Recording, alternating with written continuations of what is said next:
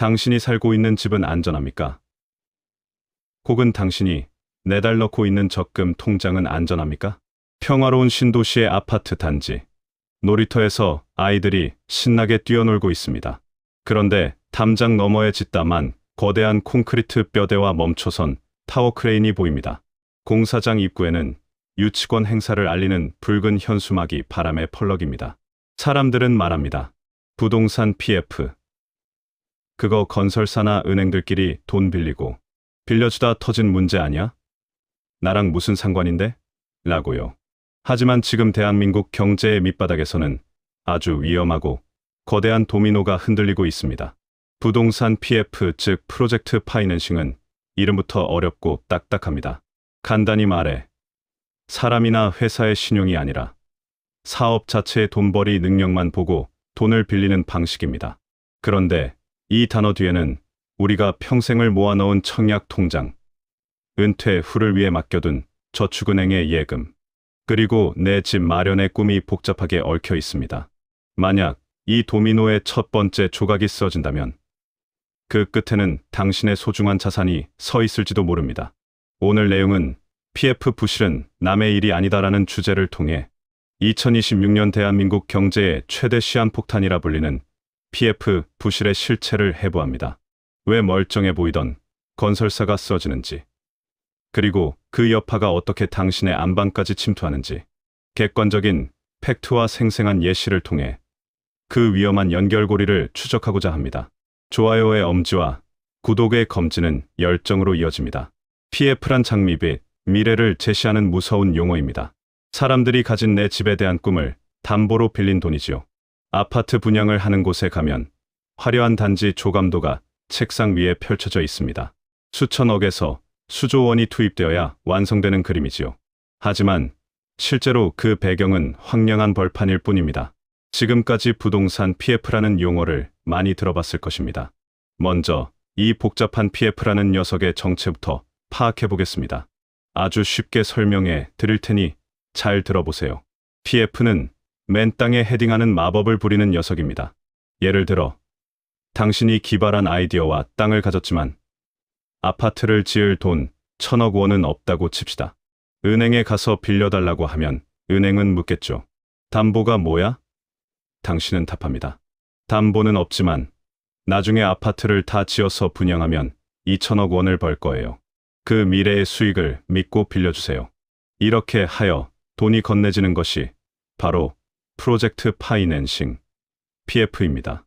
현재의 자산이 아니라 미래의 사업성을 보고 돈을 빌려주는 것이죠. 부동산 경기가 좋을 때는 이것은 마법의 지팡이였습니다. 건설사는 돈 없이 건물을 올리고 은행은 높은 이자를 챙겼죠. 땅 짚고 헤엄치기 같은 이런 대출은 이제 멈춰버렸습니다. 2026년에 돌아가지 않는 PF의 시계는 경고를 주고 있습니다. 세상에 영원한 호황은 없습니다. 금융감독원 자료에 따르면 2024년을 기점으로 부동산 PF 대출 잔액은 약 130조 원을 넘어섰고 연체율은 매년 가파르게 오르고 있습니다. 이런 상황이 왜 터졌을까요? 원자재 가격이 올라 공사비는 치솟았는데 고금리와 부동산 경기 침체로 분양이 안 되기 시작한 겁니다. 들어올 돈은 없는데 갚아야 할 이자는 매달 수십억 원씩 불어나는 상황. 마법의 지팡이는 이제 건설사의 목을 죄는 밧줄로 변해버렸습니다. 부도 처리된 건설사 정문 앞에서 망연자실한 표정으로 서 있는 하도급 업체 직원들이 보입니다. 분양받은 아파트의 공사가 중단되었다는 통보를 받은 입주 예정자들의 항해 집회가 보입니다. 건설사가 쓰러지기 시작했습니다. 연쇄적으로 이어진 고리들이 끊어지며 도미노가 쓰러지기 시작합니다. 가장 먼저 타격을 입는 것은 현장의 사람들입니다. 내 집 마련의 부푼 꿈을 가지고 있던 분양자들은 그 꿈으로 인해 PF 부실의 인질이 되었습니다. 당신이 평생 모은 돈으로 분양받은 아파트, 건설사가 PF 대출을 못 갚아 부도가 나면 어떻게 될까요? 공사 현장의 모든 일이 중단되면서 공정률이 멈춥니다. 입주 날짜는 기약 없이 미뤄지고 중도금 대출 이자는 고스란히 입주 예정자의 몫이 됩니다. 주택도시보증공사가 보증을 서긴 하지만 내 집이 흉물로 변해가는 과정을 지켜보는 고통은 돈으로 환산할 수 없습니다. 건설사의 내부 사정을 파헤쳐 보겠습니다. 건설사는 수많은 하도급 업체가 따라붙습니다. 건설사 혼자 죽지 않습니다. 철근을 대던 업체, 레미콘을 나르던 업체, 타일을 붙이던 인부들, 수천 명의 생계가 한순간에 끊깁니다. 하도급 업체의 연쇄, 도산이 순식간에 일어납니다. 그 파장은 너무나 크고 거셉니다. 건설업은 대한민국 GDP의 약 15%를 차지하는 기간 산업입니다. 건설업계가 흔들리면 지역 경제가 마비되고 이는 곧 소비 위축으로 이어져 우리 동네 식당, 마트 매출까지 떨어뜨립니다. 이제 PF 부실이 조금씩 당신의 곁으로 다가오고 있다는 게 느껴지나요? 이런 극한 상황이 이제 금융의 역습으로 진행됩니다. 저축은행 내부 엄숙한 분위기 속에서 직원들이 심각하게 모니터를 보며 회의하고 있습니다. 이는 공포의 시작을 알리는 신호탄입니다. PF 부실의 심각성이 금융시장에 시작된 것이지요.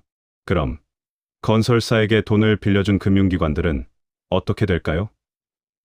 이런 상황에서 과연 내 예금이 안전할까요? 먼저 제2금융권이 비명을 지르게 됩니다. 시중은행들은 비교적 깐깐하게 빌려줬지만 증권사나 저축은행, 새마을금고 같은 곳은 고수익을 노리고 위험한 사업장에 돈을 많이 빌려줬습니다.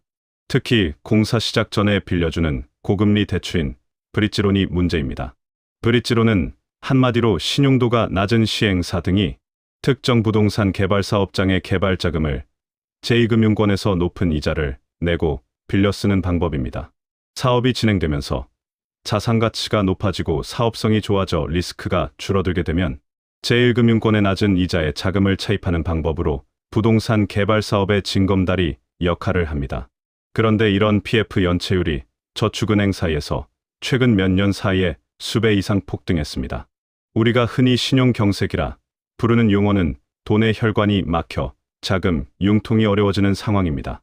지금 이런 신용경색이 나타나고 있습니다. 여기서 의문이 듭니다.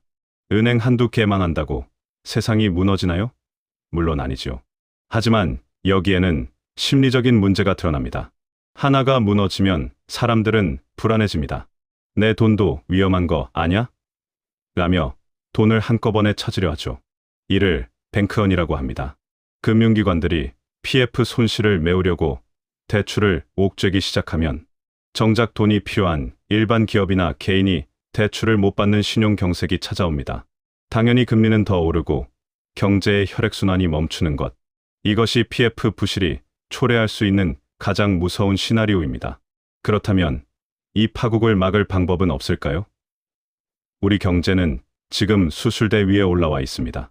생존하기 위한 방법은 없을까요? 가상의 상황을 예로 들어보겠습니다. 정부의 금융위원회 회의실에선 PF 정상화 펀드와 부실 사업장 정리 지침서가 배포됩니다. 자본가들 사이에서는 경매로 나온 부실 부지를 매입하는 모습이 비춰집니다. 먼저 질서 있는 구조조정이 선행되어야 합니다. 정부와 금융권은 이제 인공호흡기를 떼고 있습니다. 가망 없는 사업장은 과감히 경매로 넘겨 주인을 바꾸고 가능성 있는 곳은 자금을 수혈해 완공시키는 질서 있는 정리가 진행 중입니다. 구조적 개선이 없으면 PF 부실은 언제든 다시 발생합니다. 앞으로는 건설사가 자기 자본 없이 빚으로만 집을 짓는 무모한 방식을 원천적으로 막는 법안들이 논의되고 있습니다. 소 잃고 외양간 고치기라지만 이번 기회에 외양간을 제대로 다시 지어야 합니다. 개인들은 내 자산을 지키는 법을 알아야 합니다. 우리는 무엇을 해야 할까요? 지금 당장 그리고 반드시 지켜야 하는 아주 중요한 실천사항입니다. 돈을 여러 금융기관에 분산시키는 것이 중요합니다. 저축은행이나 새마을금고에 예금을 예치할 때는 반드시 예금자 보호 한도인 5천만 원을 넘기지 마십시오. 분산 예치가 기본입니다. 그리고 수시로 부동산 정보를 모니터링해야 합니다. 입주 예정자라면 내 현장의 시공사와 시행사의 재무 건전성 뉴스를 정기적으로 체크하십시오. 청약에 있어 주에 또 주의해야 합니다. 입지가 좋지 않은 지역의 나홀로 아파트 청약은 신중해야 합니다. PF 부실의 직격탄을 맞을 확률이 높기 때문입니다. 이미 PF 부실이 터졌거나 터질 예정인 곳이 많습니다. 나중을 위해서는 흉터가 남더라도 살아남아야 합니다. 그러면 다시 공사가 재개되고 현장이 바쁘게 움직이게 됩니다. 부동산 PF 부실은 우리 경제가 성장이라는 화려한 겉모습 뒤에 숨겨온 깊은 상처입니다. 이 상처를 치료하는 과정은 고통스러울 것입니다. 누군가는 손실을 보고 누군가는 기업의 문을 닫아야 할지도 모릅니다. 하지만 이 상처를 그대로 둔다면 대한민국 전체가 폐혈증에 걸릴 수 있습니다. PF 부실은 강 건너 불구경이 아닙니다. 우리 모두의 통장과 연결된 실질적인 위협입니다. 투명한 구조조정과 개인의 철저한 대비만이 이 폭풍우를 견뎌내고 다시 건강한 성장을 이끌어낼 수 있는 유일한 길입니다. 폭풍이 지난 뒤 더 단단해진 땅 위에 다시 집을 지어야 합니다. 당신의 자산이 그 단단한 땅 위에 서 있기를 바랍니다.